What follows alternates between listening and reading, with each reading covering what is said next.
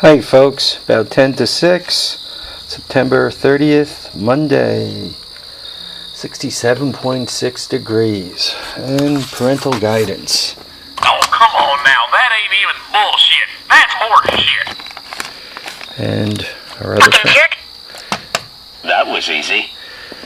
So, I'm just wrapping it up for the day, and I'm loading the truck to go scrapping tomorrow. You guys saw the video before with the wood stove. And by the way, that wood stove freaking weighs.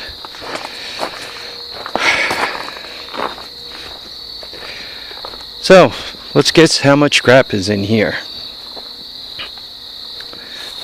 I got a well tank. They don't weigh that much.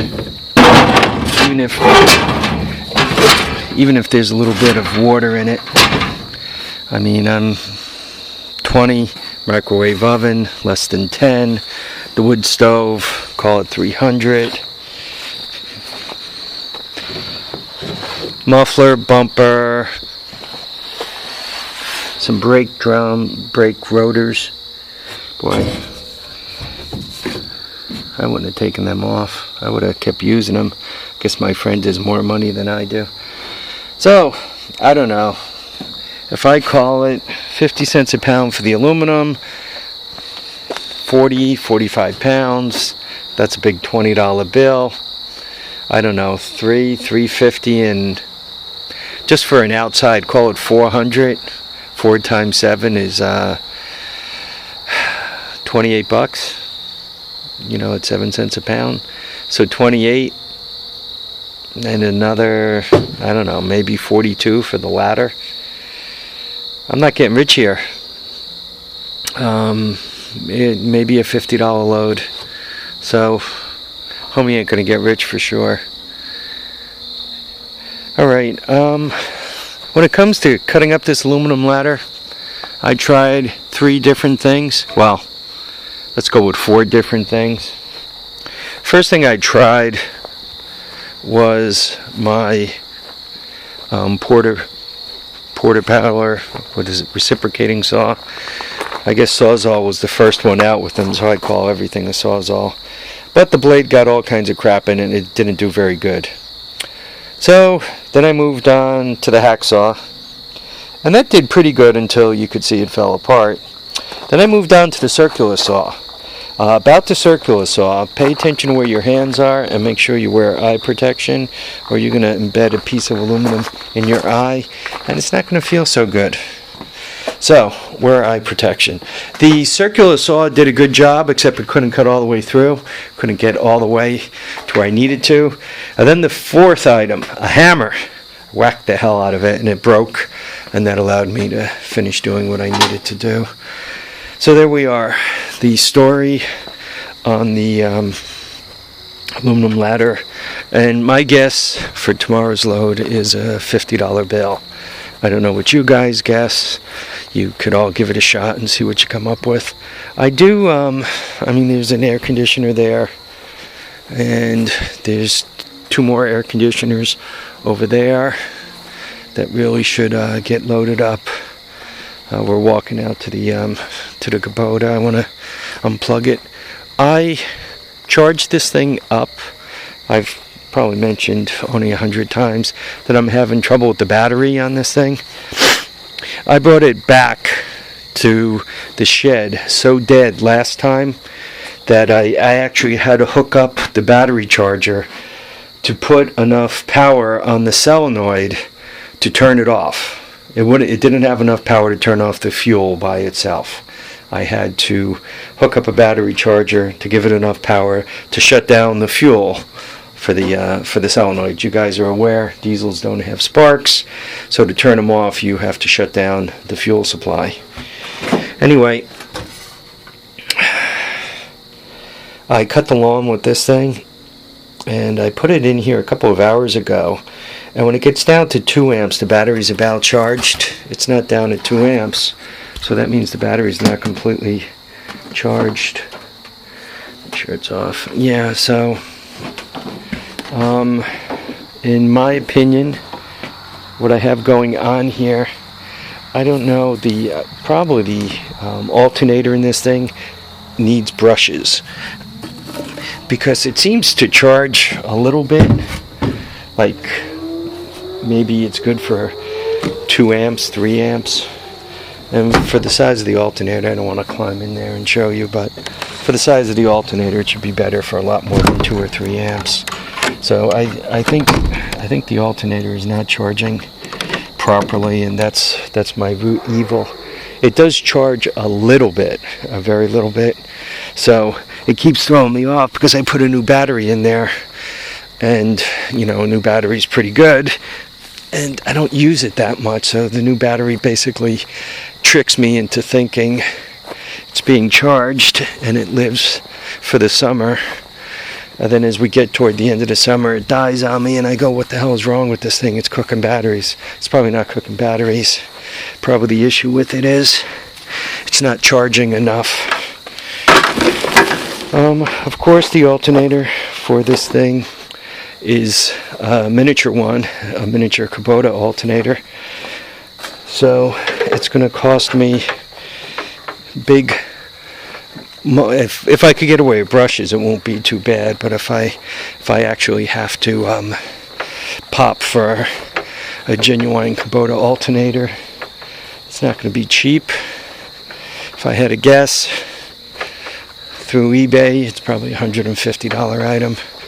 So for this year, I'm just going to kind of keep it running the best I can and sweat it out for next year.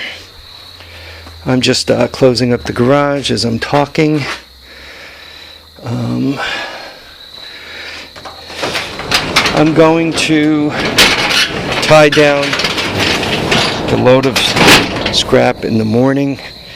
You guys might wonder why I'm not getting rid of this. Well, I'm not done with it yet.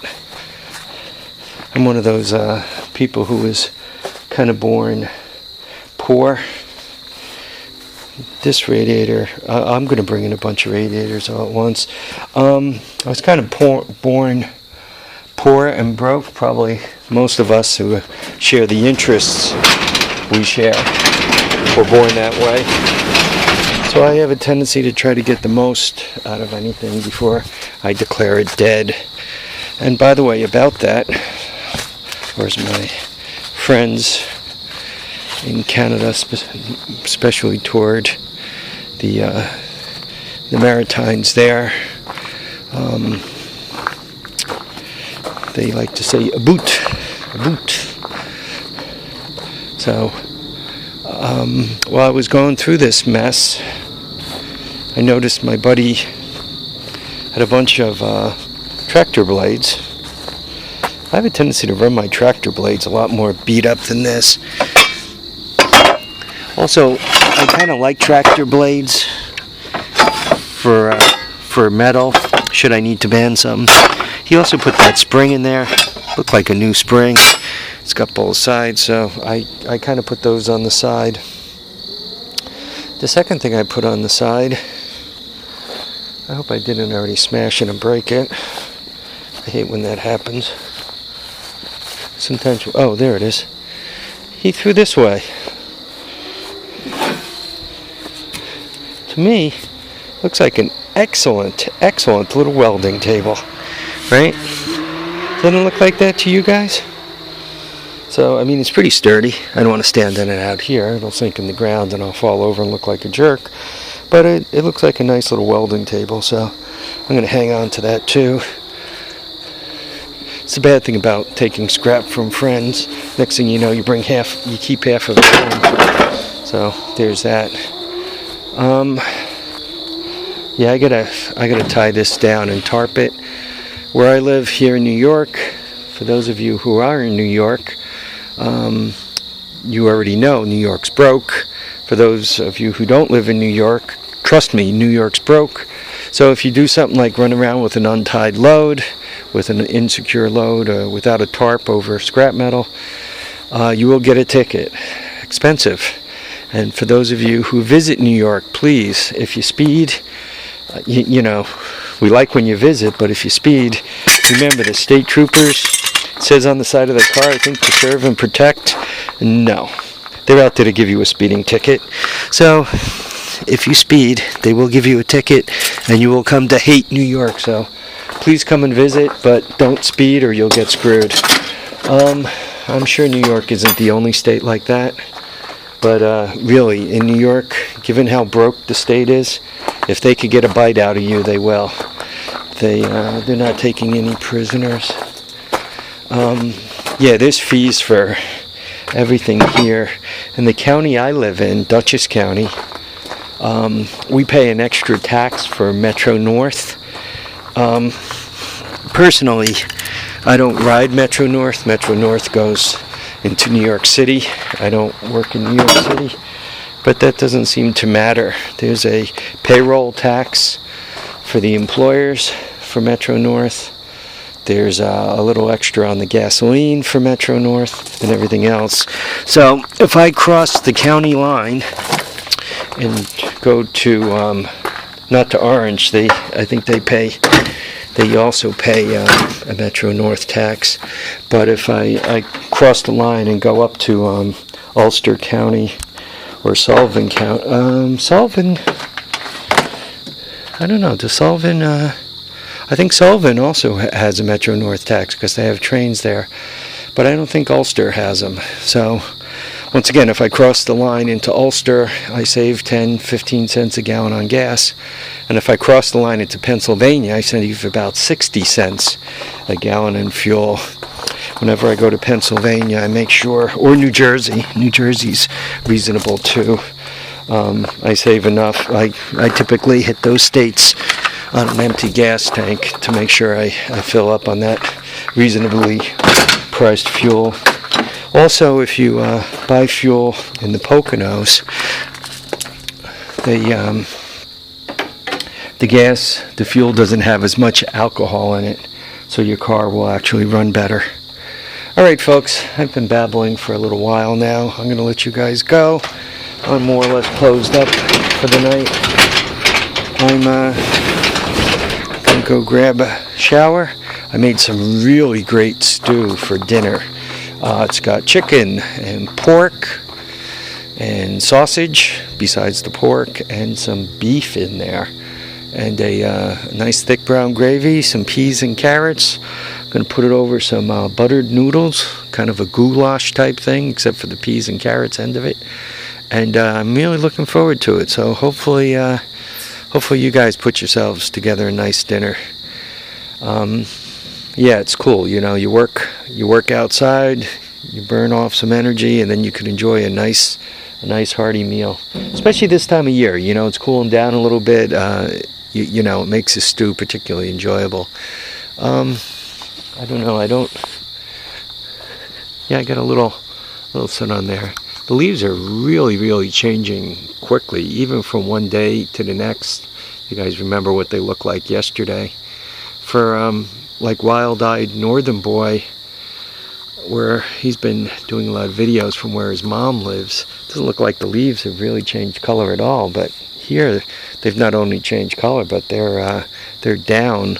I'd say probably, you know, mostly from the tops of the trees they're coming down, but you know, you can see the tops are thinning out. But I'd say there's probably 10-15% down already. That elm tree, I think, is checking out. It's going to become firewood.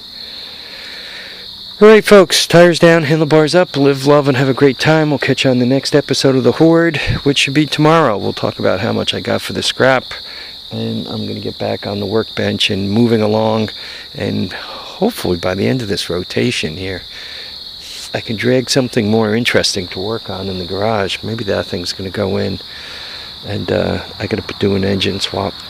Okay, take care. Oh, thanks for watching, subscribing, and commenting.